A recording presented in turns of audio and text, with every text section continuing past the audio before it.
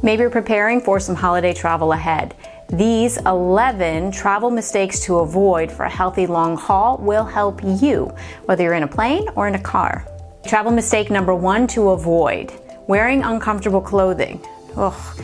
I've done this before when I was first starting out with travel, and I would try and dress really appropriately and well, and typically in jeans or such. I was so uncomfortable, especially if you're going for a long haul, which is 4+ hours. You want to be able to move, so wearing something that has both style but also gives flexibility. And I recommend dressing in layers. 1, because you'll be able to adjust for any temperature changes, but 2, to be able to change or move. And sometimes I'll take a sweatshirt that I have or a hoodie and I'll put it next to my head if I'm trying to get some extra Z's on the flight. Mistake number 2 to avoid: sitting near a restroom. This can be so annoying because as you're sitting near a restroom, you will just hear everybody open and close and slam the door, whether they mean to or not, but you'll also hear the flush the entire time.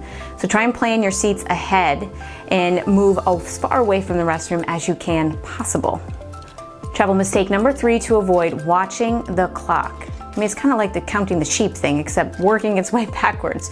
You're counting the flight miles, and that's just going to keep your head spinning and going. So try and clock yourself out, put your watch away, put your phone away, get any of those devices away, and just allow your mind to ease into a mantra of perhaps thinking in the absolute best of what's to come on your trip. Or if you get excited about your trip coming up, perhaps it's just hearing the ambiance noise. That to me always puts me at ease. It's like a little white noise that's on the plane.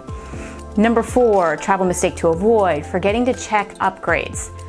Most of my first class and business class seats that I get are from upgrades.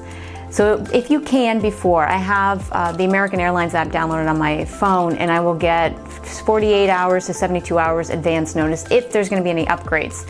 Now maybe you have a different status with your airline of choice, but you can also do the same and check and see if there are upcoming upgrades that you can get, or even the power of asking. But you never know if you don't ask.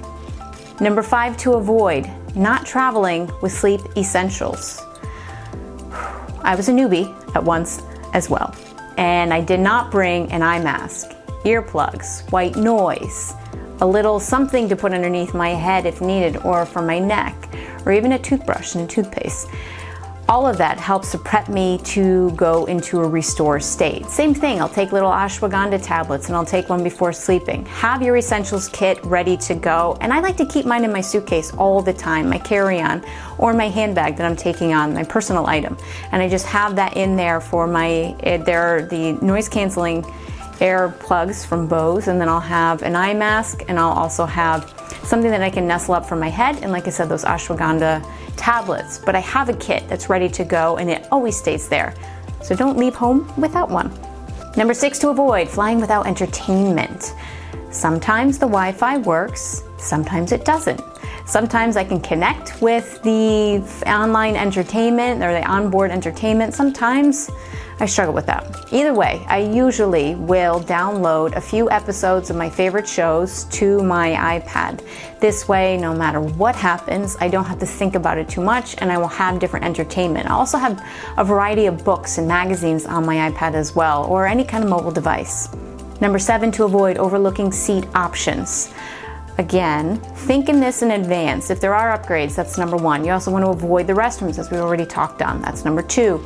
If you're flying a long haul, consider the bulkhead. Usually there'll be babies, there'll be kids, but you also have the dividers there too. Check Seat Guru and you can see what the plan of the plane is. Or if you're a frequent flyer, you probably know a lot of these tips, but you also know the airplane layout as well. Check that in advance. It will save you to pick the best seat. Another tip with this one: if you are in one of the aisle seats that has 2 seats in front and you are in that 3rd row right behind, you know which one I'm talking about. Be careful as they move the carts there, because that aisle seat, as much as I love the aisle, in that seat in particular, the cart will end up hitting your seat quite often. Number 8 to avoid: boarding without a sleep game plan. You're winging it, I get it, but do you have a sleep plan? You go home at night and you will have a sleep plan in place. You kind of know around what time you're going to fall asleep, and you kind of know what time you're going to wake up. If you don't have one, you're just going to be a fish out of water in the sea. I think you get what I mean there. I like to use Time Shifter for a long haul flight. That will help to adjust for any time zones, but it also tells you exactly when to have caffeine, when to avoid it, when to avoid blue light, which is from your cell phone, from other devices, when to get some shut-eye. Having a plan in place just makes it that much easier to take any guesswork out of it. Number 9 to avoid, feeling like you have to talk the entire time. You ever have one of those chatty neighbors? There's a nice way, there's a not so nice way too, but there's also a nice way to say to that person, I'm just gonna sleep. Sometimes just putting the earplugs in is helpful. They get the point. Sometimes just giving a little bit shorter answers, they also get the point. Without being rude, I've also said to someone, you know what, I really need to get my sleep, so I'm just gonna cut off conversation. Nobody says you have to.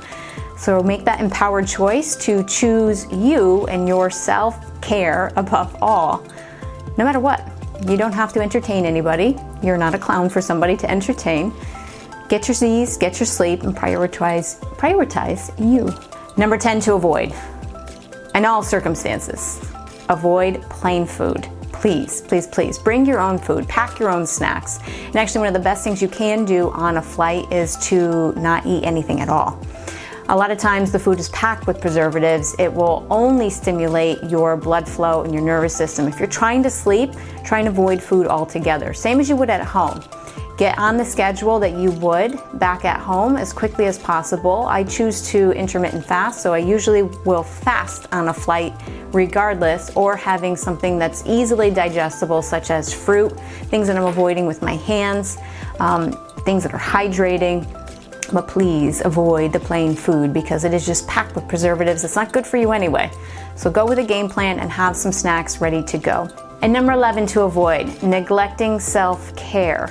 Prioritize the time that you want to brush your teeth, maybe rinse off your face, get some water on your face. You can also hydrate your hands. Ensure that you're getting up and stretching. Yes, you want to sleep as well, but also getting up when you use the restroom. Stretch your legs, your hip flexors, your back, do some side bends. Very simple things that you can do. Do some neck rolls when you wake up or in between. Self-care, get that plan still in place no matter if you're at home or up in the air. There's a wrap up, 11 travel mistakes to avoid for a healthy long-haul flight or car ride ahead. Did I miss one? What's something that you've encountered when you're on a long-haul flight? Or where do you have upcoming travels to ahead? I'd love to hear from you. Above all, enjoying the holiday travel up ahead and wishing you to travel, live well, and live free.